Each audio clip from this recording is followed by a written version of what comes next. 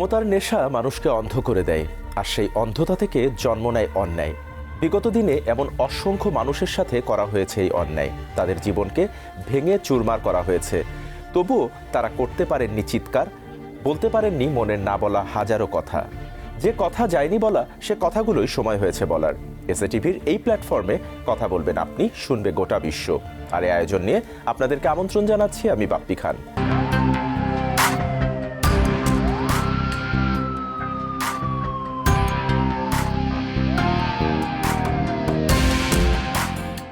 আজ আমাদের সাথে কথা বলার জন্য আমন্ত্রিত অতিথি হিসেবে স্টুডিওতে রয়েছেন ফ্যাসিস্টের আমলে দীর্ঘ সময় ধরে গুমের শিকার একজন চাকুরিজীবী, পাশাপাশি তিনি একজন মুক্তিযোদ্ধার সন্তান।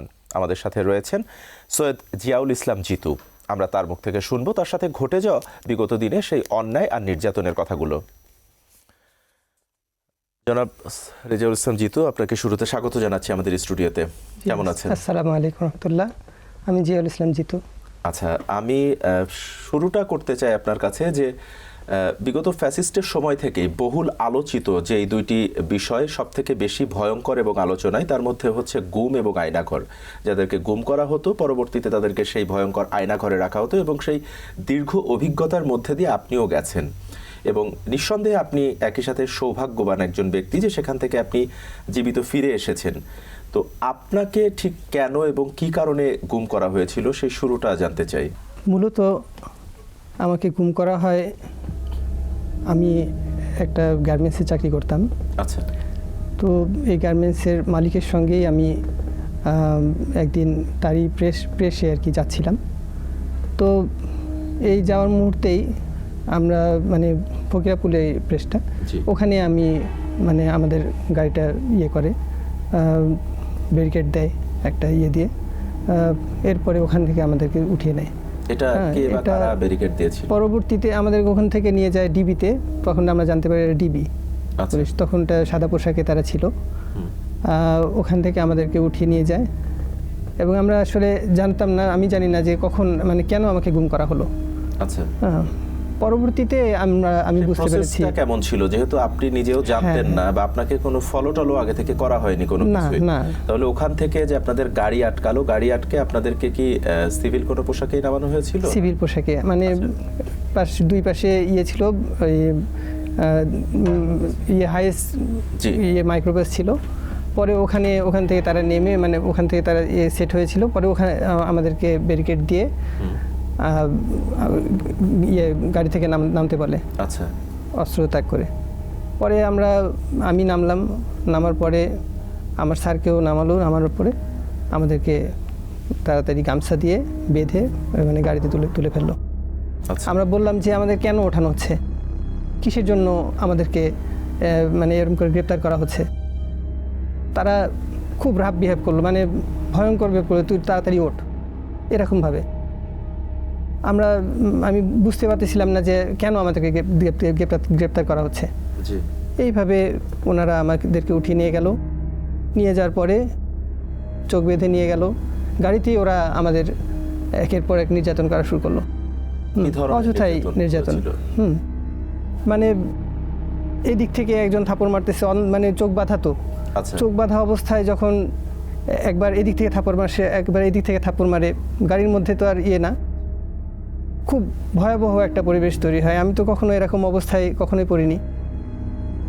তো ওনারা এইভাবে মারতে মারতে আমাকে নিয়ে গেল। আমি ওকে বিভিন্ন নাম জিজ্ঞেস করে, কিন্তু আমি এগুলো নাম কিছুই জানি না, চিনি না। পরে ওরা উঠিয়ে নিয়ে গেল। পরে আমার বস মানে অফিস সার্জন ছিলেন, ওনাকে আলাদা রাখলো, আমাকে আলাদা রাখলো। রেখে এরপরে কোথায় নিয়ে গেল? ওখান থেকে তারা ওই যে ওখান থেকে ওরা ওই ডিবিতে, পরবর্তীতে জানতে পেরেছি ওটা মিন্টু রোডে ডিবি অফিস, ওখানে তারা নিয়ে গেল। ওটা বোম ডিসপোজাল ইউনিট ছিল। আচ্ছা। আমাদেরকে নিয়েই আমাকে নিয়ে গিয়ে ওরা একটা নন এন্ট্রি খাতা একটা ছিল তাদের। ওই জায়গাটা নন এন্ট্রি খাতা বলতে আমাদেরকে অ্যারেস্ট হিসেবে এন্ট্রি করা হয়নি। আচ্ছা। ওরা যাদেরকে গুম করা হয় ওদেরকে সম্ভবত এই খাতাতে এন্ট্রি করে। আচ্ছা আচ্ছা। তো ওইখানে আমাদের নাম ঠিকানা লিখে এরপরে তাদের টিমের ভিতরে আমাদেরকে নিয়ে গেল। নিয়ে যাওয়ার পরে অকথ্য নির্যাতন শুরু করলো। ওই দিন এবং থেকেই? হ্যাঁ, ওই দিন থেকেই প্রচুর নির্যাতন করা শুরু করলো। এরপরে আমার স্যারকেও নির্যাতন করা শুরু করলো। এগুলো নির্যাতনের মানে ভয়াবহতা, এত ভয়াবহতা যে আপনাদেরকে বললে আশ্চর্য হয়ে যাবেন। 4-5 জন মানুষ মানে লাঠি দিয়ে তারা একের পর এক মানে মারা শুরু করছে। হাতে পায়ে কোনো জায়গা তাদের বাদ রাখে নাই, এমনভাবে মারা শুরু করলো। আমি নিজের সেন্স হারিয়ে ফেলতেছি যে আমি কোথায় আছি, কি হচ্ছে আমার সাথে। এরকম মুহূর্তে মানে এমন অবস্থা হয়ে গেল, আমার পায়ের জয়েন্টগুলো সব ফুলে গেল, কালো হয়ে গেছে, পুরো এই হাত টাত সব কালো হয়ে গেছে। আমি বুঝতে পারতেছি যে আমার কোনো সেন্স নাই। এরপরে এই অবস্থাতেই আর আমাকে টাঙিয়ে রাখতো। হ্যাঁ, আমাকে বিভিন্ন দলের কথা জিজ্ঞেস করতো, তুই উগ্রবাদী, জঙ্গি, হ্যাঁ, স্বীকার কর। আমি বলতাম আমি তো এগুলো কিছু চিনি না, আমি জানি না। এটাতে আরও তাদের আরও নির্যাতন তারা আরও বাড়িয়ে দিত। আচ্ছা, মানে মানে আমার সত্য বললে ওরা মিথ্যা হিসেবে ইয়ে করে ওটার উপরে আরও টর্চার করে যে না তুই জানিস, তুই সব বুঝি ইয়ে করিস। বিগত দিনে আসলে আমরা যেটা দেখেছি যে সরকার ছিল, ফ্যাসিস্ট যারা ছিলেন, তাদের হচ্ছে মুক্তিযোদ্ধা বা মুক্তিযোদ্ধা পরিবারের প্রতি একটা আলাদা রকম সফট কর্নার ছিল। তো আপনি তো নিশ্চয়ই একজন মুক্তিযোদ্ধা পরিবারের সন্তান, আপনার বাবা মুক্তিযোদ্ধা ছিল, তো এটি তো নিশ্চয়ই তারা জানতো, কারণ তাদের কাছে সব ধরনের তথ্যই থাকতো। তো এই বিষয়টির পরেও আপনাকে এইভাবে গুম রেখে নির্যাতন করা হলো, এটার কারণ কি বলে মনে হয় আপনার? এটা আমার মনে হয়েছে যে তারা আগে থেকেই এই জিনিসটা বুঝতো, জানতো।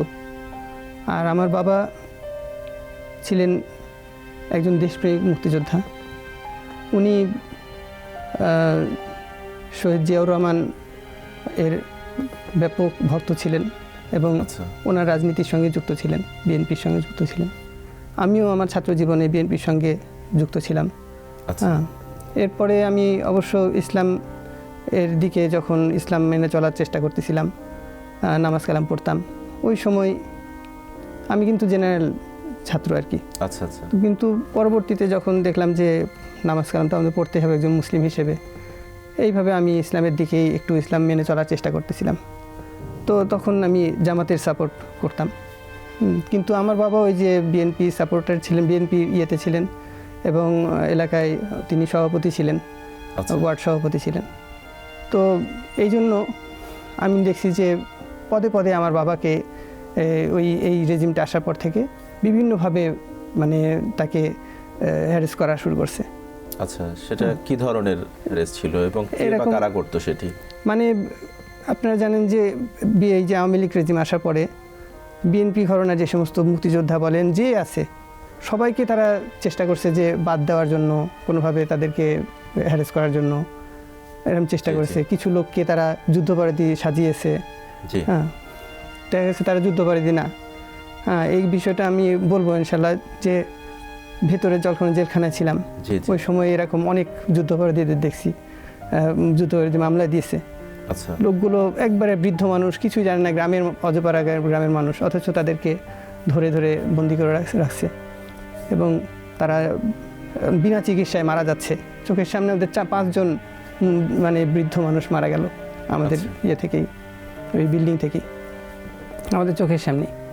তো এরকম মনে করেন যে এভাবে তারা মানে ইয়ে করছে। আমার মনে হয়েছে যে আমার বাবা মুক্তিযোদ্ধা হওয়ার সত্ত্বেও উনি বিএনপি সাপোর্টার ছিলেন এবং বিএনপি সভাপতি ছিলেন, ওয়ার্ড সভাপতি ছিলেন। এই জন্য একটা রেশ বা একটা রোশানলের এই যে সাধারণ মানুষদের কথা যে বললেন, একদম নিতান্তই দেখা যাচ্ছে কৃষক বা সাধারণ গ্রামের খেটে খাওয়া মানুষ, তাদেরকে বিভিন্ন মামলায় ফাঁসানো হতো, যুদ্ধ অপরাধী বানানো হয়েছে, যেটা আপনি স্বচক্ষে দেখেছেন, আপনি বলছিলেন। তো এই সাধারণ মানুষদের প্রতিও, একেবারে নিম্ন শ্রেণীর বা সাধারণ মানুষদের প্রতিও যে ক্ষোভ, মানে তারাও যে এই রোশানল থেকে বাদ পড়েনি, এটির কারণ কি বলে মনে হয় আপনার? আমি যাদেরকে দেখেছি তারা আওয়ামী লীগকে সমর্থন করতেন না, এরকম মানসিকতা আমি দেখেছি। আচ্ছা, এমন কিছু কিছু লোকের সঙ্গে, বৃদ্ধ চাচাদের সঙ্গে কথা বলছি। তো এলাকার যে সমস্ত আওয়ামী লীগ লিডাররা ছিলেন, ওদের আসলে মানে ওদের পলিটিক্স, ভিলেজ পলিটিক্সের একটা শিকার হয়েছে তারা অধিকাংশই। আচ্ছা আচ্ছা। তারা কি করছে, তাদের নামে ফাঁসি দিয়েছে। হ্যাঁ, মিথ্যা সাক্ষ্য, মিথ্যা দিয়ে তৈরি করে তাদের নামে তাদেরকে মামলাতে ফাঁসি দিয়ে ওই একটা ফ্যামিলির উপরে একটা টর্চারে নামিয়ে নিয়ে আসছে আর কি। এরকম করেছে। আমার বুঝতে পেরেছি যে এরকম যুদ্ধাপরাধীগুলো যারা ভেতরে আসছে তাদের প্রত্যেকেই দেখা গেছে যে তারা আসলে আওয়ামী লীগ বিরোধী ছিল, মানে বিশেষ করে তারা দেশপ্রেমী ছিল, কিন্তু তারা এই মুজিববাদ বা এ ধরনের বিষয়গুলো আওয়ামী লীগের যে ফ্যাসিবাদ এই জিনিসকে কখনো সমর্থন করতো না। খোদ এই কাজের সাথে সরাসরি কে বা কারা জড়িত ছিল সেই সময়ে, মানে কার বা কাদের নির্দেশে এই কাজগুলি হতো তখন? এগুলো একটা এজেন্ডা, মানে আমার মনে হয়েছে যে বিভিন্ন আঞ্চলিক নেতাগুলো মানে আওয়ামী লীগের সময়ে তারা যে বিশেষ করে মৌলবাদী মুসলিম যারা, মৌলবাদী মুসলিম মানে যারা ইসলামকে মেনে চলতে চায়, এই ধরনের ফ্যামিলিগুলোকে, এই ধরনের পরিবারগুলোকে এই রেজিমের যে সমস্ত নেতারা ছিল এরা কেউ দেখতে পারতো না। আচ্ছা আচ্ছা। আর প্রত্যেকটা গ্রামে গ্রামেই অ্যান্টি টেরোরিজম একটা ইউনিট, মানে একটা করে দল তৈরি করে দিয়েছিল। কয়েকজন মিলে ওদেরকে ওই এলাকার আওয়ামী লীগের নেতাদেরকে দিয়ে তারা এরকম তৈরি করেছিল। ওরা ওই এলাকায় যারাই একটু ধার্মিক টাইপ এই সমস্ত লোক, হ্যাঁ, এদেরকে হ্যারেস করতো, এদেরকে বিভিন্নভাবে ফাঁসানো, বিভিন্নভাবে নির্যাতন করা, এদেরকে থানাতে কমপ্লেন দিয়ে থানাতে নিয়ে গিয়ে এদের কাছ থেকে টাকা নেওয়া, চাঁদা দেওয়া, এই সমস্ত কাজগুলো তারা করতো। এগুলো আমরা খবর পেয়েছি। এটা কি একটা নির্দিষ্ট কোনো গোষ্ঠী বা কাউকে খুশি করার জন্য, বা এর পেছনে উদ্দেশ্য কি ছিল? এটা মনে হয়েছে আসলে আওয়ামী লীগের এই 16 বছরেই আমরা যেটা বুঝেছি যে ভারতে যেমন মোদী সরকার যখন আসছে তখন থেকে হিন্দুত্ববাদ তারা করতে চেয়েছে, প্রতিষ্ঠা করতে চেয়েছে। আর এই হিন্দুত্ববাদ প্রতিষ্ঠার জন্য তারা মুসলিমদের অস্তিত্বকে তারা বিলীন করতে চায়। আচ্ছা। এগুলো কারণে তারা প্রত্যেকটা জায়গায় মুসলিমদের, যারা মুসলিম সেন্টিমেন্ট ধারণ করে, ইসলাম সেন্টিমেন্ট ধারণ করে, তাদের উপরে এই নির্যাতনটা করেছে। এটা একটা ওই মানে সব মিলিয়ে দেখা যায় যে তাদেরকে খুশি করার জন্যই, ভারতকে খুশি করার জন্যই ভারতেও মুসলিমদের এরকম সমস্যাগুলো হচ্ছে। বিভিন্নভাবে নির্যাতন করতেছে, গরু খাওয়ার নামে তাদেরকে হত্যা করতেছে, মব করতেছে। এইরকমভাবে এরাও বাংলাদেশে এই জিনিসগুলো আনতে চেয়েছিল। আচ্ছা। এবং আমরা যে সেই সময়টাতে দেখতাম যে সাধারণত দাড়ি টুপি থাকলে, সাধারণত যারা প্র্যাকটিসিং মুসলিম বা যারা হচ্ছে ইসলামটাকে চর্চা করেন, এই দাড়ি টুপি থাকলে এই মানুষদের উপরে দেখা যাচ্ছে কারণে অকারণে নির্যাতন নেমে আসতো। তাহলে কি এটাও এর ধারাবাহিকতারই একটি অংশ বলে আপনি মনে করেন? আমার কাছে এমনই মনে হয়, আমার ক্ষুদ্র জ্ঞানে আমি এরকম বুঝতে পেরেছি যে সব জায়গাতেই আলেমরাও নির্যাতিত হচ্ছিল।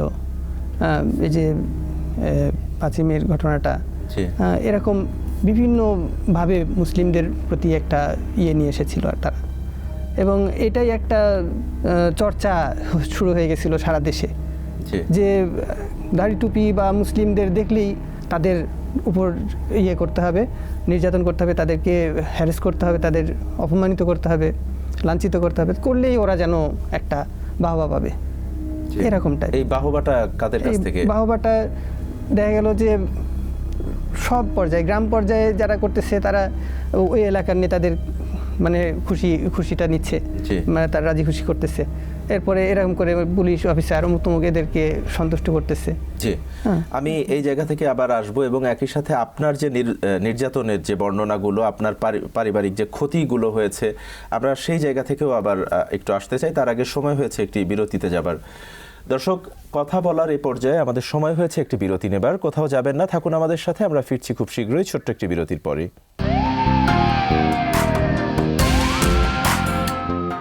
বিরতির পর আরো একবার স্বাগত জানাচ্ছি। আপনারা দেখছেন যে কথা যায়নি বলা। আমাদের সাথে কথা বলছিলেন গুম ফেরত একজন ব্যক্তি, চাকুরিজীবী জিয়াউল ইসলাম জিতু। আমরা তার মুখ থেকে শুনছিলাম তার জীবনের সেই ভয়াবহ বর্ণনাগুলোর কথা।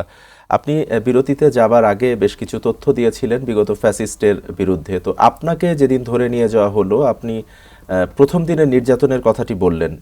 তো এরপরে মোট আপনাকে কতদিন গুম রাখা হয়েছিল, কোথায় রাখা হয়েছিল, সেই বিষয়টা যদি একটু বলেন, এবং সেখানে কি ধরনের অমানবিক নির্যাতন আপনার উপরে নেমে এসেছিল? ওখানে মানে আমরা দিনের গণনা করতে করতে কখনো কুল হারিয়ে ফেলতাম। নিজেরা জানতাম না যে কতদিন যাচ্ছে, কিভাবে যাচ্ছে, কয়টার সময়, মানে কোন সময় নামাজের সময়গুলো যাচ্ছে, এগুলো আমাদের করা খুব কষ্ট ছিল, বলে বলে নিতে হতো। তো তারপরেও দেখা গেছে যে আমাদের গুম করে রাখছিল প্রায় 60 দিন 59 দিন এরকম, মানে 2 মাসের মতন। আচ্ছা। হ্যাঁ, কিন্তু আমাদের ওই যে যখন আমার স্যার এর ফ্যামিলি যখন করলো, জিডি করলো, এবং এটা যখন তারা জানতে পারলো তখন বললো যে না, এদেরকে মামলা দিয়ে দিতে হবে, এদেরকে আর গুম রাখা যাবে না। পরে এরা এই নাটকগুলো সাজালো আর কি। তো এই 2 মাস কি আপনাকে ডিবি অফিসে রাখা হয়েছিল? ডিবি অফিসে রাখা হয়েছিল। সেখানে মানে সেই দিনগুলো কেমন ছিল? এই 2 মাসের ওই যাত্রাটা কেমন ছিল? যদিও এটা খুব সুখকর না, তারপরেও আপনার মুখ থেকে এই বর্ণনাগুলি জানতে চাই যে সেখানে দিনগুলো কিভাবে পার করেছেন। ছোট্ট করে একটা বলি যে আমি যখন কারাগারে গেলাম তখন একটা ঘটনা দিয়ে আমি এখানে আসতেছি। জি জি, অবশ্যই। তো আমাদের সমসাময়িক সময় একজন ব্যক্তিকে ওখানে নিয়েছিল। তো ওই সময় তাকে যখন নিয়ে আসার পরে সে আমাকে দেখতে পায় যে আমাকে নির্যাতন করে ফেলে রাখছে। তো সে দেখে মনে করছিল যে আমাকে লাশ হিসেবে, মানে একটা লাশ রেখেছে, এবং সে প্রচণ্ড আঁতকে ওঠে। তো সে আমাকে যখন দেখে যে আমি বেঁচে আছি, ভেতরে আছি, সে অবাক হয়ে গেছে যে ভাই আপনি বেঁচে আছেন। আমি তো মনে করছি আপনি ওই ব্যক্তি ছিলেন না, ওখানে শোয়া রাখছিল আপনাকে। এত পরিমাণে নির্যাতন করেছিল ভাইয়া, আমার হাত পাগুলো ফুলে মানে এরকম হয়ে একবারে মোটা হয়ে কালো হয়ে গেছিল। আমি মনে করেছিলাম যে এই হাত পা হয়তো বা আর আমি ফিরে পাবো না, বা আমি মনে হয় মারা যাচ্ছি, এমন মনে হচ্ছিল। যে আমার মানে শরীরে কোনো অনুভূতি ছিল না, প্রচণ্ড পরিমাণে জ্বর উঠে মানে হয়ে গেছিলো। তারপরে ওরা আমার এক হাতে হ্যান্ডকাপ লাগিয়ে একটা গেটের সঙ্গে, কেচি গেটের সঙ্গে আমার আর একটা হ্যান্ডকাপ দিয়ে আমাকে ওখানটা একটা কম্বল দিয়ে শুধু শুয়ে রাখছিল। আমি পড়েছিলাম আর আল্লাহকে ডাকতেছিলাম যে আল্লাহ তুমি আমাকে দেখো, আমি নির্যাতনের শিকার হচ্ছি। আমি কঠিন একটা অবস্থা পার করতেছি। তো এমনভাবে টর্চার করেছে তারা, টর্চারগুলো এমন যে কখনো তারা পায়ের তলায় মারতো, কখনো মানে এইগুলো তো মারতোই, সবসময় জয়েন্টে মারতো, এমনি অযথা প্রশ্ন করে তারা মানে মারতো, মানে কোনো চুপ ছাড়াই, কোনো ছাড়াই, কোনো ইস্যু ছাড়াই টর্চার করতো। এমন টর্চার গেছে, একজন এসে আমার আমার 2 পায়ের মাঝখানে আমার মাথাটা নেওয়ার পরে এই 2 হাতে এরম করে কানের মধ্যে এমন করে ডলা দেয়। আমার ওই সময় মনে হয়েছে যে আমাকে কেউ হয়তো বা জবাই করতেছে, এত পরিমাণে কষ্ট হয়। মনে হচ্ছিল আমি মনে হয় যেন মারা যাচ্ছি, আমাকে জবাই করতেছে, আমার মুখ থেকে ওরকম সব শব্দ বেরোচ্ছে, আমি বুঝতেছি আমার এমনি একটা গোংরানি আওয়াজ, একটা এবার করে আমি মানে যেন মারা যাচ্ছি। আমি বলছি স্যার, যখন ছেড়ে দিচ্ছি আমি বলছি আপনি কেন এমন করতেছেন? আমার তো পুরো আগুন হয়ে গেছে, পুরো কান মাথা তো আমার ঘুরতেছে, আমি মানে থাকতে পারতেছি না, 2 পায়ের চাপ দেওয়ার কারণে করতেছে, এবং বিকট পৈশাচিক একটা হাসি অট্টহাসি তারা দিচ্ছে। হ্যাঁ, এটা এই কাজগুলি করে তারা অত্যন্ত আনন্দিত হতো, আনন্দ পেত। কেন যে করতো? এবং আপনার শুরু থেকে বর্ণনা অনুযায়ী যে আপনি তো আসলে তাদের মূল টার্গেট হয়তো বা ছিলাম না, আপনি আপনার স্যারের সাথে ছিলেন, তার সাথে আপনাকে ধরা হয়। হ্যাঁ হ্যাঁ। তো এই আপনি আমার স্যারের ব্যাপারেও স্বীকারোক্তি চাইছে যে সে ডোনেশন করে, সে জঙ্গিদের ডোনেশন করে, এটা তুই বলবি, হ্যাঁ স্বীকার কর। আচ্ছা, হ্যাঁ তুই জানিস। আমি খালি এটা মনে করতেছি যে আমি যদি মিথ্যা বলি, কোনোটা মিথ্যা বলি, তাহলে আল্লাহ তো দেখতেছেন। কারো যদি আমার কথার কারণে যদি ক্ষতি হয়ে যায়, এই ভয়ে আমি আর কোনো কথা বলতে, তাদের কথা স্বীকার করতে চাচ্ছি না। কিন্তু বারবার মনে হচ্ছে যে আমি স্বীকার করে দিই, বা আমি একটা বলি যে কোনোভাবে বাঁচার যদি একটা পথ পাই। আমি কখনো বলছি যে স্যার বলেন, আমি কি বলবো বলেন, সেটাই আমি বলবো, আপনি আমাকে শুধু বলে দেন, শিখাই দেন। হ্যাঁ, বাঁচার জন্য যে এত তো আর একটা শরীরের উপরে নেওয়া যায় না। তারা খালি বলে যে মানে কোনো রকম বেঁচে থাকলে হবে, এটা বলে। মানে জীবনটা just জীবনটা বেঁচে থাকতে থাকতে হবে। হবে। আচ্ছা, এই যে আপনাকে যে ওখানে 2 মাস রাখা হলো, এই দীর্ঘ 2 মাস তো আপনার পরিবারও নিশ্চয়ই জানতেন না যে আপনি কোথায় আছেন, এবং তখন পরিবার আসলে ঠিক কি অবস্থার মধ্যে দিয়ে গেছে এবং পরিবার ঠিক কি কি ক্ষতির সম্মুখীন হয়েছে আপনার পাশাপাশি? ওই সময় আমার স্ত্রী, বাচ্চা ছিল, আমার একটা বাচ্চা ছিল, জি, 13 মাস বয়স ছিল, কেবল খুবই ছোট। হাঁটতে হাঁটতে শিখেছে এরকম। আমার এই বাচ্চা, স্ত্রী বাচ্চাকে আমি একবারে যে অবস্থায় রেখে আসছি, তাদের কাছে কোনো টাকা পয়সাও ছিল না।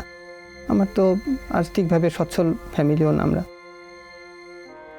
আমার আব্বা দেখা গেছে কিছু ভাতা পেয়ে ওইটা, এবং কিছু কৃষিকাজ, হালকা কিছু কৃষিকাজ করে চলতেন। তো আমি ওই সময় যখন আমার এই স্ত্রী সন্তানকে এই অবস্থায় রেখে আসছি, ওরা একবারে অসহায় অবস্থায় পড়ে যায়। এরপরে তারা প্রচুর মানে ঘোরাঘুরি করছে, বিভিন্ন জায়গায় গেছে, খোঁজ খোঁজ নিয়েছে যে নিয়েছে, হ্যাঁ জি। কোনো থানায় গ্রেপ্তার করে রাখছে কিনা, ওই কোনো ছোট জায়গায় নিয়েছে বাচ্চাকে কিনা, নিয়েই ওই দৌড়েছেন ছোট নাকি? বাচ্চাকে নিয়েই। হ্যাঁ, জি, পরবর্তীতে মানে বিভিন্ন জায়গায় গেছে, তো বোরকা পরে থাকে, হাত মোজা পরে থাকে, এগুলো দেখলে মনে করেন যে তারা বিভিন্নভাবে কটূক্তি করে, থানাতে কটূক্তি করে। বলে যে এখানে কেউ নাই, সরে যান, চলে যান, এরকম করে।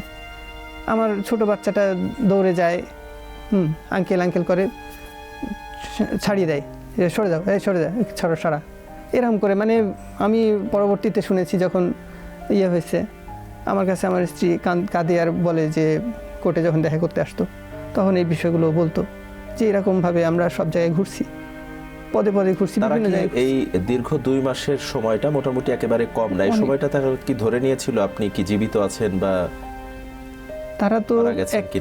এক সময় মনে করেছে যে আমি কি হয়তোবা মেরে ফেলেছে, বা হয়তোবা আমি নাই, বা কোথায় নিয়েছে তারা সেটাও জানতো না, মানে কেউ কোনো তথ্য দিচ্ছে না, না। তথ্য তো দিচ্ছিল না। তাদের সাথে আপনার কতদিন পর, এই যে নিশ্চয়ই 2 মাস পরে আপনি বলছিলেন যে দেখা হলো, সেই প্রক্রিয়াটা কি ছিল, এবং আপনাকে যে তারা গুম জীবন থেকে জেলে দিল, জেলে আপনি কতদিন সময় পার করেছেন এবং সেই প্রক্রিয়াটা কি ছিল? আপনাকে ওখান থেকে বের করে এনে জেলে দেওয়ার প্রক্রিয়াটা কি ছিল? ওখান থেকে যখন আমাদেরকে গ্রেপ্তার দেখায়, জি, ওটা একটা নাটক করে গ্রেপ্তার দেখায়, যে হাতের জিলে নিয়ে যায়, নিয়ে যে 4 জনকে হ্যান্ডকাপ দিয়ে নিয়ে যায়। জি। নিয়ে যাওয়ার পরে আমার বসের যে গাড়িটা, ওই গাড়িটাতে করে ওরাই গাড়িটা ড্রাইভ করতেছিল। পরে ওখানটায় ইয়ে করে, গাড়িটা থামিয়ে ওখানে গুলি করে, গাড়ির মধ্যে গুলি করে। পরে দেখায় যে আমাদেরকে বিভিন্ন বিস্ফোরক তোমাকে এগুলো নিয়ে গ্রেপ্তার করেছে।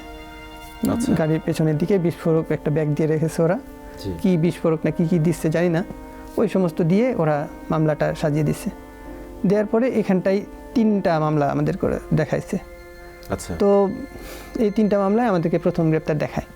একটা সন্ত্রাস দমন মামলা, একটা হচ্ছে অস্ত্র আইন মামলা, আর একটা হচ্ছে বিস্ফোরক মামলা। এই মামলাগুলো দিয়ে আপনাদেরকে এই আদালতে দিয়ে তোলা প্রথমে হয়। আমাদেরকে ঢাকা আদালতে ওঠায়। আচ্ছা, সেখান থেকে সাজা হয় আপনাদের? সেখানে নেওয়ার পরে এই মামলা জন্য আমরা ভেতরে যাই, জেলখানায় যাই। এরপরে শুরু হয় আরেক নাটক। এরপরে আমাদের হঠাৎ দেখি যে ময়মনসিংহ থেকে আমাদের মামলা আসছে, আমাদেরকে চালান নিয়ে যাবে। পরে ময়মনসিংহ নিয়ে যায়, এবং ময়মনসিংহ আমাকে এক জায়গায় নিয়ে যেয়ে দেখা গেছে যে একটা ফাঁকা বাসায় নিয়ে গিয়ে ওখানে কেচি গেটের সঙ্গে আমার হ্যান্ডকাপ লাগিয়ে দিয়ে ওই বাসায় ভেতরে ঢুকে একটা ব্যাগ নিয়ে ওরা ঢুকে বাড়িওয়ালাকে নিয়ে এসে ওরা ওখানে চিল্লাচ্ছে, স্যার পাইছি। পরে দেখা যায় ওখানে অনেক বিস্ফোরক পাইছে। আচ্ছা, এরকম দেখালো। সেখান থেকে আপনাকে উদ্ধার হ্যাঁ, করেছে? আমাকে দেখালো যে ওখান থেকে ওখানে আমাকে নিয়ে একবার তো উদ্ধার আপনাকে করেছে। হাতির ঝিল থেকে তারা উদ্ধার হ্যাঁ। দেখালো, সেখানে বিস্ফোরক দ্রব্য সহ। এরপর বন্দী থাকা অবস্থায় আবার আপনাকে নিয়ে এটা গেল করলো। ময়মনসিংহে। করে এটা করে ওইটা তাদের ওই নাটকটা ইয়ে হয় নাই, এমনকি মনোপুত হয় না, ওটা গ্রান্টেড হয় নাই, মানে ম্যাজিস্ট্রেট এটাকে বাতিল করে দিছে। আচ্ছা, দেওয়ার পরে ওরা আবার নতুন করে ওই মামলাটা বিভিন্নভাবে সাজিয়ে দেখাচ্ছে যে হ্যাঁ ওখান থেকে আমাকে নিয়ে উদ্ধার করছে মালামাল। এবার একটু পাকাপোক্তভাবে আপনাকে উপস্থাপন করা হলো। হ্যাঁ। আচ্ছা, সেখান থেকে এরপরে সাজা হলো? ওইখানে না, কোনো সাজা হয় নাই। আচ্ছা, এরপরে ওখানে একটার পর একটা মামলা দিতে থাকে জি, এবং ইয়ে করে। তো এই মামলা বিষয়ে আমি আরেকটু বলবো। তো তার আগে এইখানে যে ঢাকাতে 3টা মামলা দিয়েছিল, এই 3টা মামলায় মানে তারা এত দুর্বলভাবে মামলা সাজিয়েছিল।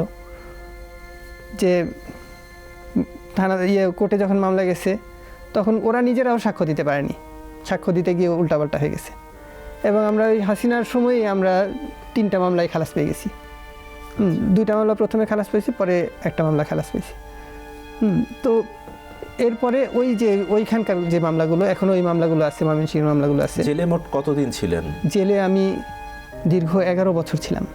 11 বছর? 11 বছর, প্রায় 1 যুগ।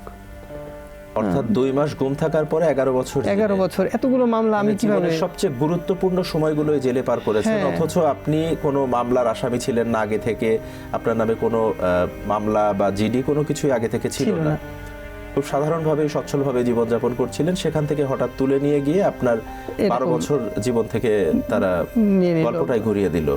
তো আপনার পরিবার তখন আসলে, আপনি তো ইতিমধ্যে জঙ্গি হিসেবে স্বীকৃতি পেয়ে গিয়েছেন, তখন আপনার পরিবারকে কি আসলে আপনার পাড়া প্রতিবেশী, আত্মীয় স্বজন, বন্ধু বান্ধব, তাদের সামনে আসলে তাদের উপস্থাপনটা কেমন ছিল?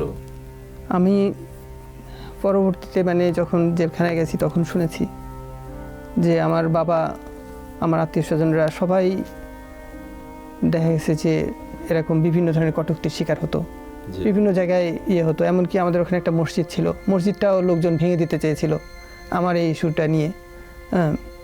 তো এমনকি মসজিদে মানুষ যেতে ভয় পেত। আমার বাবা এমন অবস্থা হয়ে গেছিল যে আমাকে এসে বলতেছে যে বাবা আমি কোনো জায়গায় যেতে পারি না, কোনো জায়গায় মুখ দেখাতে পারি না, সবাই খালি জঙ্গির বাবা, জঙ্গির বাবা, তার ছেলে তো জঙ্গি, এরকম বলে। আমার বাচ্চাটাকে কেউ কুলেও নিত না। আমার স্ত্রী বলতো যে আমার ছেলে যখন একটা অন্য কারো বাবা যখন তার বাচ্চাকে আদর করতো, তো সে দেখতো, তাকিয়ে থেকে দেখতো, আর মানে সে শুধু তাকিয়ে থেকে দেখতো। আর পরে ওর মাকে রাতের বেলা জিজ্ঞেস করতো যে আমার বাবা কোথায়, আমার আব্বু কবে আসবে, কোথায় আসছে। ওর বলতো যে তোমার বাবা বিদেশে গেছে, এরকম বলে বুঝিয়ে রাখতো। তো এই অবস্থাটা এমন ছিল। এরপরে তাকে অনেক স্ট্রাগল করতে হয় আমার স্ত্রীকে এই বাচ্চাটা লালন পালন করতে। কোনো জায়গায় ভর্তি নেওয়ার ক্ষেত্রেও সমস্যা হতো, যে ভর্তি নেবে না তারা, এখানটায় নাম গোপন করতে হতো বা পরিচয় গোপন করতে হতো, যেখানে চেনে না এরকম জায়গায় দিতে হতো যাতে কেউ না চিনতে পারে। এরকমভাবে দিয়ে দিয়ে তাকে পড়াতে হতো, মাদ্রাসায় ভর্তি করতে হতো। স্কুলে তো ভর্তি করা যাবে না, স্কুলে ভর্তি করলে তো ওরা জেনে যাবে বিভিন্নভাবে, ভোটার আইডি কার্ড লাগবে, এই লাগবে, সে লাগবে। মাদ্রাসায় একটু ভর্তি থাকতো। পরিচিত জনদের কাছে, পাড়া প্রতিবেশী, আত্মীয় স্বজন, বন্ধু বান্ধব সবার কাছে আসলে আপনি একজন জঙ্গি হিসেবে আমাকে এখনো আপনার পরিবারও জঙ্গির পরিবার হিসেবে সেই তকমা পেয়েছিল, এবং তাদেরকে সেই সাফারার হতে হয়েছে দীর্ঘদিন ধরে। আসলে এখন পর্যন্ত মানে আমি এমন একটা ইয়েতে আছি, একটা আতঙ্ক, সবাই এখনো আতঙ্ক, ভয় পায়, এখনো ভয় পায় যে আমি জঙ্গি, আমার সঙ্গে কথা বলবো না। 5ই আগস্টের পরেও কি এখন এই অবস্থাটা আছে মানুষের? অনেকটা কমে গেছে, কেউ কেউ আত্মীয় স্বজনরা এখান থেকে একটুখানি সরে আসছে, কিন্তু দেখা গেছে যে কেউ আমার সঙ্গে কথা বলতে চায় না।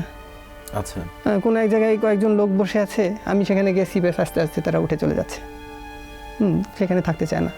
এই যে জীবন থেকে দীর্ঘ 12টি বছর হারিয়ে গেল, জীবনের হয়তোবা সবচেয়ে মূল্যবান সময়টা, সন্তান তার বাবাকে কাছে পায়নি, স্ত্রী তার স্বামীকে কাছে পায়নি, আপনার বাবাকে লাঞ্ছিত হতে হয়েছে। এই দীর্ঘ জার্নিটা খুব সুখকর ছিল না আপনার পরিবারের জন্য এবং আপনার জন্য। এই পুরো বিষয়টার জন্য, জীবন থেকে যে মূল্যবান সময়টা চলে গেছে, এই পুরো বিষয়টার জন্য আপনি কাকে বা কাদেরকে দায়ী করতে চান মূলত?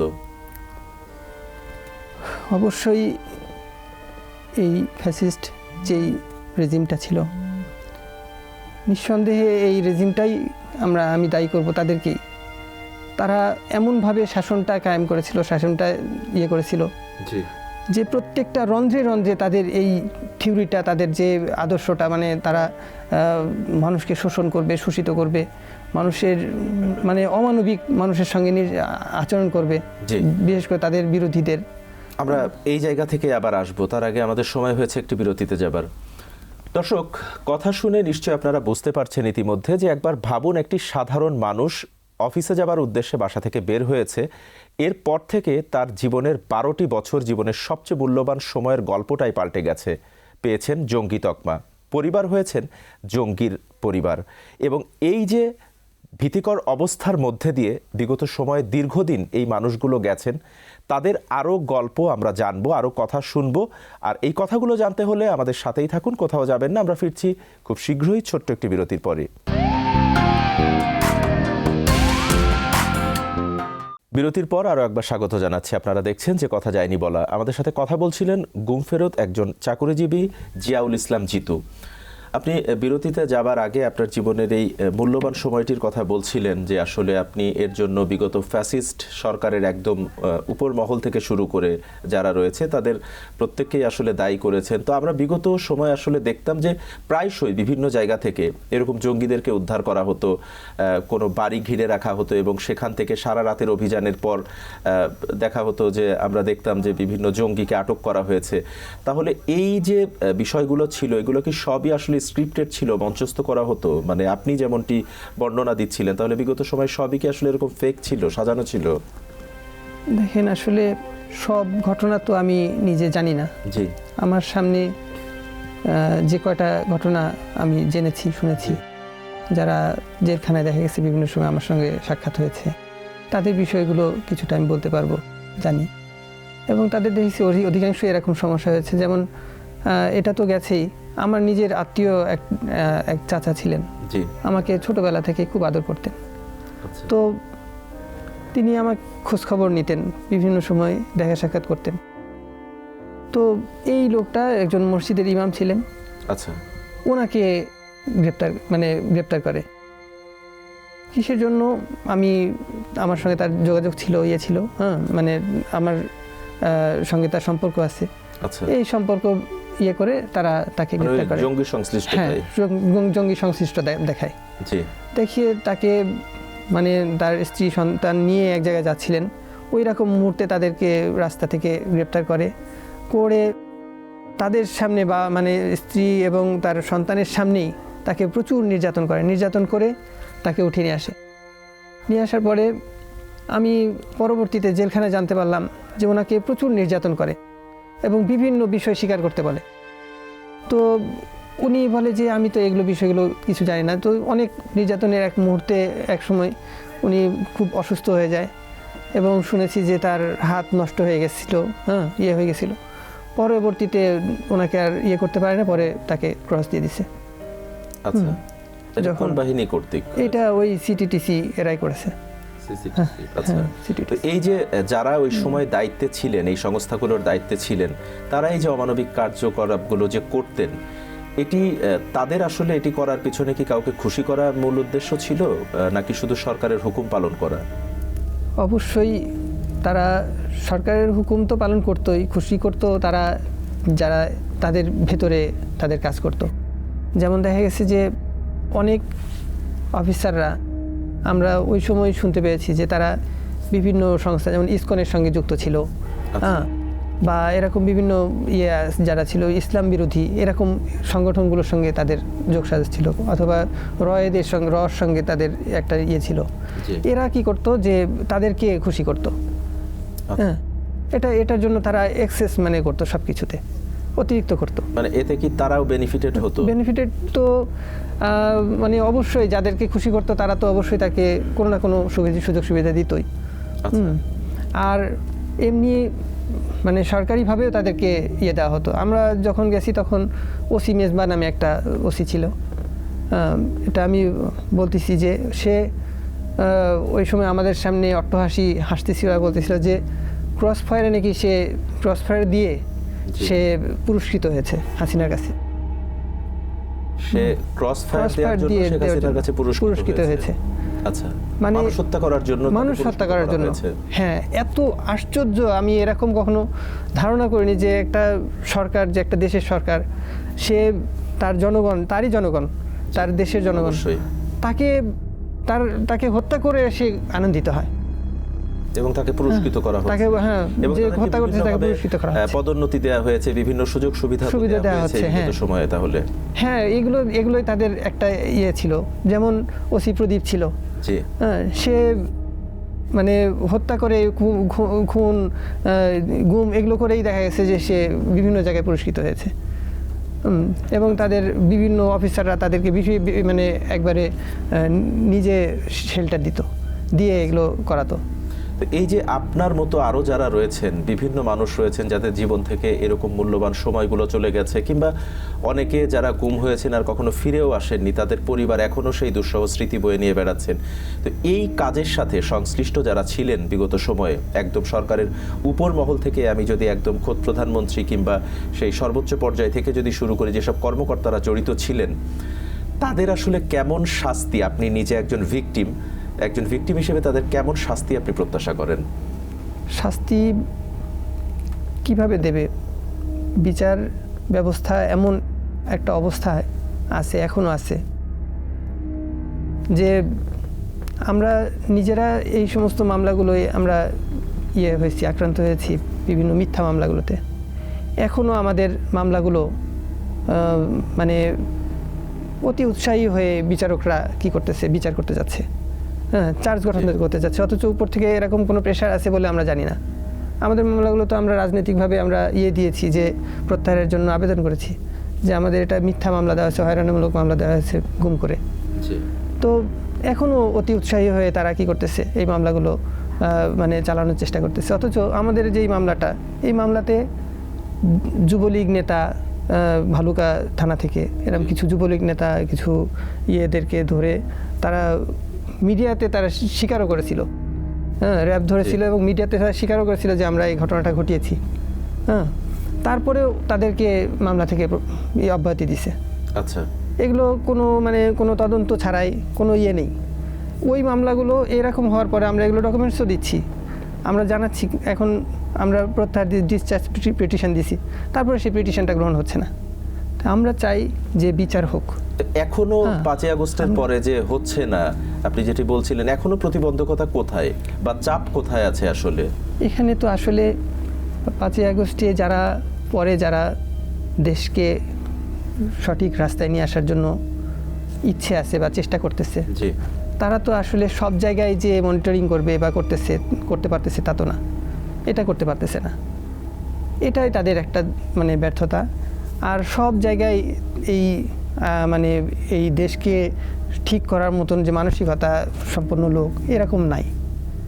এ না থাকার কারণে আমরা বুঝতেছি যে এরকম বিষয়গুলো ঘটতেছে, যে আমাদের মামলাগুলো এখন একজন জজ, একটা মহিলা জজ, সেও আমরা জানি যে সে একজন হিন্দু, একটা জজ, সে চাচ্ছে যে এই মামলাটা বিচার করতে, অথচ এই মামলাটা মামলাটা কোনোভাবে টিকে না, মামলায় টেকে না। আমরা সম্পূর্ণভাবে এটা সুনারেস দেখানো আমরা আসামি।